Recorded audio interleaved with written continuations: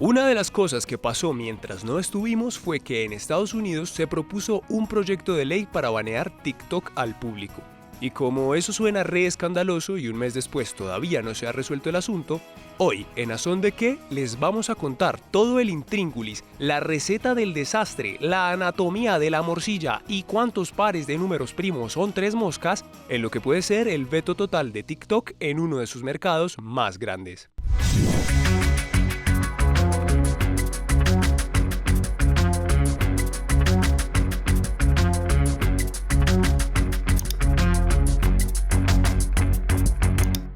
En Estados Unidos viven más de 300 millones de personas y según las cuentas de la propia TikTok, cerca de 150 millones de ciudadanos del país que prefiere medir con los pies antes que adoptar el sistema métrico tienen una cuenta en la aplicación de videos. Es por esto que el 14 de marzo, cuando senadores de los 2 partidos políticos principales de Estados Unidos pasaron un proyecto de ley para banear TikTok, Internet se paralizó un momento para imaginar cómo sería el mundo sin gente como esta pelada. ¡Me electrocutaste, Pedrito! ¡Pedrito, me electrocutaste! ¡Me electrocutaste, Pedrito! ¡Pedrito, me electrocutaste!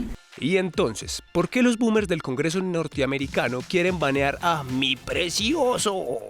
Lo que dicen los cuchos es que como los servidores de TikTok están en China y la aplicación recopila demasiados datos de los usuarios, pues la posible colaboración de ByteDance, los dueños del chuzo, con el gobierno chino, los verdaderos dueños de qué tremendo chuzo, implica un riesgo grandísimo para la seguridad nacional. Pero la evidencia tampoco es concluyente. Un estudio del Laboratorio Ciudadano de la Universidad de Toronto hizo un análisis exhaustivo de TikTok y Douyin, que es el mismo TikTok pero en China, y lo que encontraron estos académicos pues fue eso, que no podía demostrarse con certeza que las apps usaran censura política en sus publicaciones, o que no parecían mostrar conductas tan maliciosas como las de un malware, lo cual es una forma bastante rara de decirlo. Es como si yo dijera, esta arepa que me voy a comer no es más mala que lamer la taza del baño. Es como, pues claro, no se supone que sea un malware.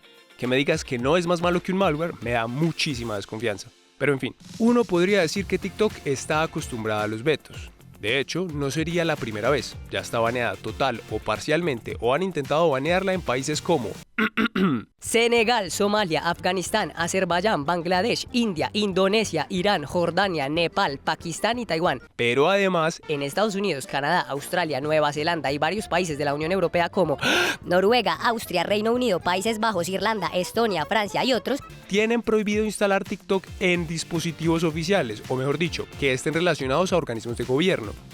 Las razones son variadísimas, sobre todo en la primera lista de países, porque van desde el no cumplimiento de cánones religiosos hasta disputas territoriales con China, mientras que en los países que lo tienen baneado de dispositivos oficiales parece ser que les preocupa la posible filtración de datos sensibles, con lo cual uno diría que no es tan loca la postura del Senado gringo. Algunas voces han avalado la posición del Senado, e incluso han argumentado que, por diseño, TikTok es una aplicación altamente adictiva y por tanto peligrosa, lo cual tiene mucho de verdad. De hecho, hay varios artículos científicos que lo respaldan, pero es un argumento hipócrita, teniendo en cuenta que Instagram, Facebook o X tienen condiciones similares y no están siendo cuestionadas, al menos no judicialmente. Sin embargo, y ahora que lo pienso, no es menos hipócrita que el argumento de que TikTok pudiese dar datos al gobierno chino, cuando hace apenas un par de años ocurrió ese desastre de Facebook en el que el mundo descubrió que Cambridge Analytica obtuvo información personal de millones de usuarios de Facebook sin su consentimiento y lo usó para hacer propaganda política. Otro de los argumentos a favor de banear TikTok es la diseminación de noticias falsas y desinformación entre el público joven, pero a pesar de ser un problema real y preocupante, pues tampoco es un problema exclusivo de TikTok. El estado actual del asunto es que el proyecto de ley le hacen falta algunas votaciones en el Senado para convertirse en ley federal. Y de lograrlo, ByteDance tendría la opción de vender TikTok a una empresa estadounidense dentro de los 6 meses siguientes a la entrada en vigencia de la ley, o sería baneada en todo el territorio federal. El presidente Biden ha manifestado que firmaría a favor de la ley, mientras ByteDance y Xu Zhisheng intentan demostrar que los datos de los estadounidenses no están en peligro y han develado iniciativas para poner parte de sus servidores en Texas, donde los americanos tendrían más control. Sin embargo, esto parece no ser suficiente para los legisladores y aunque no parezca que haya mucho afán por pasar la ley, ya hay muchos interesados en el resultado de esta trama, pues este es además un año electoral y a pesar de haber querido banearla durante su mandato, Trump ahora ha manifestado estar en desacuerdo con el proyecto de ley. Para terminar, puede ser que ustedes se estén preguntando, ¿y a mí qué me importa? Y algo de razón tienen, porque a pesar de la larga lista de países que han impuesto limitaciones a TikTok, no encontramos intentos de algo parecido no solo en Colombia, sino en Sudamérica. Así que de momento la afectación podría pasar solo por la disminución de contenido disponible, pero por ahora no parece que de este lado del continente querramos hacer algo para impedir que se queden con nuestros datos.